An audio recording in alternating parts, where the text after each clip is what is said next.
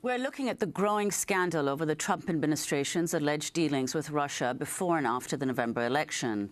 In early January, Democratic Senator Chuck Schumer appeared on the Rachel Maddow show and suggested the intelligence community may try to get back at Donald Trump. Let me tell you, you take on the intelligence community, they have 6 ways from Sunday at getting back at you. So even for a practical, supposedly hard-nosed businessman, he's being really dumb to do this. That was the Senate Minority Leader Chuck Schumer in January. Some supporters of Trump, including Breitbart News, are now accusing the intelligence agencies of attempting to wage a deep state coup against the president. Meanwhile, some critics of Trump are openly embracing such activity, like Bill Kristol, the prominent Republican analyst who founded the Weekly Standard. He wrote on Twitter, "Obviously, strongly prefer normal democratic and constitutional politics, but if it comes to it, prefer the deep state to the Trump state." So, still with us, Pulitzer Prize-winning journalist Glenn Greenwald of The Intercept, speaking to us from Rio de Janeiro, Brazil. Glenn, explain what the deep state is and respond. The deep state, although there's no precise or scientific definition, generally refers to the agencies in Washington that are permanent power factions. They stay and exercise power even as presidents who are elected come and go. They typically exercise their power in secret, in the dark, and so they're barely subject to democratic accountability if they're subject to it at all. It's agencies like the CIA, the NSA, and the other intelligence agencies that are essentially designed to disseminate disinformation and deceit and propaganda, and have a long history of doing not only that, but also have a long history of the world's worst war crimes, atrocities, and death squads. This is who not just people like Bill Kristol, but lots of Democrats are placing their faith in, are trying to empower, are cheering for, as they exert power separate and apart from, in fact, in opposition to, the political officials to whom they're supposed to be subordinate. And this is not just about Russia. You go all the way back to the campaign, and what you saw was that leading members of the intelligence community, including Mike Morrell, who was the acting CIA chief under President Obama, and Michael Hayden, who ran both the CIA and the NSA under George W. Bush, were very outspoken supporters of Hillary Clinton. In fact, Michael Morrell went to the New York Times and Michael Hayden went to the Washington Post during the campaign to praise Hillary Clinton and to say that Donald Trump had become a recruit of Russia. The CIA and the intelligence community were vehemently in support of Clinton and vehemently opposed to Trump from the beginning. And the reason was because they liked Hillary Clinton's policies better than they liked Donald Trump's. One of the main priorities of the CIA for the last 5 years has been a proxy war in Syria designed to achieve regime change with the Assad regime. Hillary Clinton was not only for that, she was critical of Obama for not allowing it to go further and wanted to impose a no-fly zone in Syria and confront the Russians. Donald Trump took exactly the opposite view. He said, we shouldn't care who rules Syria. We should allow the Russians and even help the Russians kill ISIS and al-Qaeda and other people in Syria. So Trump's agenda that he ran on was completely antithetical to what the CIA wanted. Clinton's was exactly what the CIA wanted, and so they were behind her. And so they've been trying to undermine Trump for many months throughout the election, and now that he won, they are not just undermining him with leaks, but actively subverting him. There's claims that they're withholding information from him on the grounds that they don't think he should have it and can be trusted with it. They are empowering themselves to enact policy. Now, I happen to think that the Trump presidency is extremely dangerous. You just listed off in your newscast that led the show many reasons. They want to dismantle the environment. They want to eliminate the safety net. They want to empower billionaires. They want to enact bigoted policies against Muslims and immigrants and so many others. And it is important to resist them. And there are lots of really great ways to resist them, such as getting courts to restrain them, citizen activism, and most important of all, having the Democratic Party engage in self-critique to ask itself how it can be a more effective political force in the United States after it has collapsed on all levels.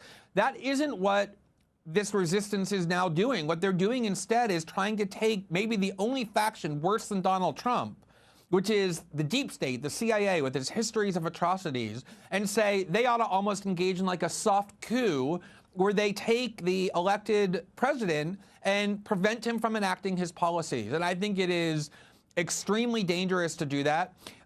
Even if you're somebody who believes that both the CIA and the deep state on the one hand and the Trump presidency on the other are extremely dangerous, as I do, there's a huge difference between the two, which is that Trump was democratically elected and is subject to democratic controls, as these courts just demonstrated, and as the media is showing, as citizens are proving.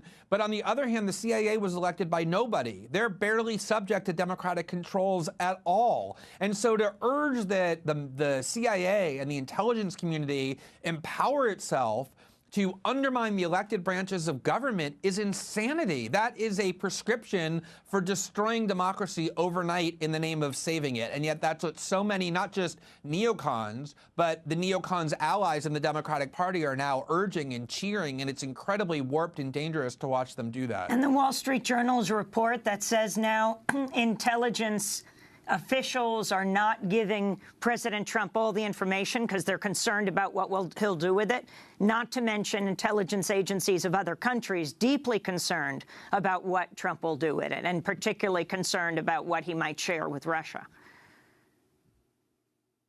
Well, so first of all, there's a media issue here, which is that if you look at the Wall Street Journal report, it's pretty much exactly the same as every other significant report about Russia over the last 6 months, many of which have proven to be completely false. It's based on anonymous officials making extremely vague claims. Even the Wall Street Journal says, we don't know who's doing this, withholding information. We don't know how much information is being withheld. Secondly, the idea that Donald Trump is some kind of an agent or a spy of Russia, or that he is being blackmailed by Russia and is going to pass secret information to the Kremlin and endanger American agents on purpose, is an incredibly crazy claim that has been nowhere proven to be true. It reminds me of the kind of things Glenn Beck used to say about Obama while he stood at his chalkboard and drew those unstable charts that he drew, these wild conspiracy theories that are without evidence. We ought to have a serious, sober, structured investigation of the claims that Russia hacked the DNC and John Podesta's emails, and that there were improper ties between Donald Trump and the Russians, and that ought to be made public so that we could see the information. But this constant media obsession of leaking whatever someone whispers to them about Donald Trump and Russia because they know it'll get their reporters huge numbers of retweets on Twitter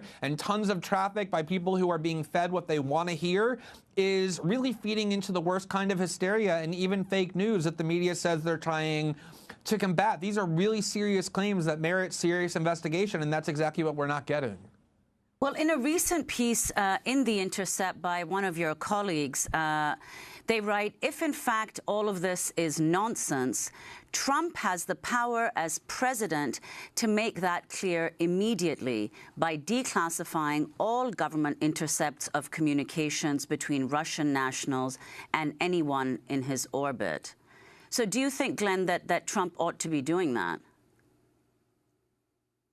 I mean, it's an interesting point because, for example, there have been lots of claims made about the communications that General Flynn had with Russian diplomats and what these transcripts supposedly reflect, and yet nobody has seen the transcripts. We've seen little bits and pieces of them. We haven't seen the whole transcript. We ought to see that whole transcript, and my colleague John Schwartz, who wrote that piece, is absolutely right that it's within President Trump's power to order it instantly declassified. There's no review of that decision, and then it can be made public.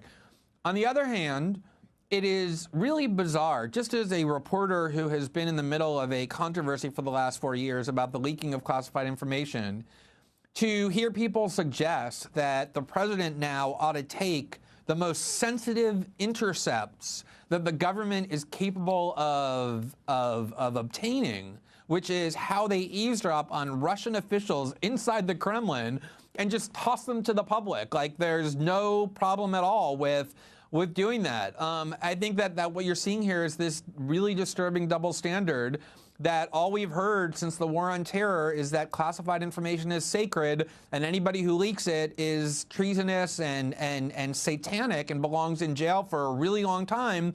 And now classified information seems to be something that's just a plaything, like something that we just toss around for fun if it serves a certain agenda. And I think that that's one of the issues that's bothering me about the way this discourse is unfolding. Glenn, we're going to break, then come back and ask you about the Trump-Netanyahu news conference yesterday. We're also going to want to talk about Yemen and the news that the Pentagon is considering U.S. ground troops in Syria. This is Democracy Now! We're talking to Pulitzer Prize-winning journalist Glenn Greenwald. Stay with us.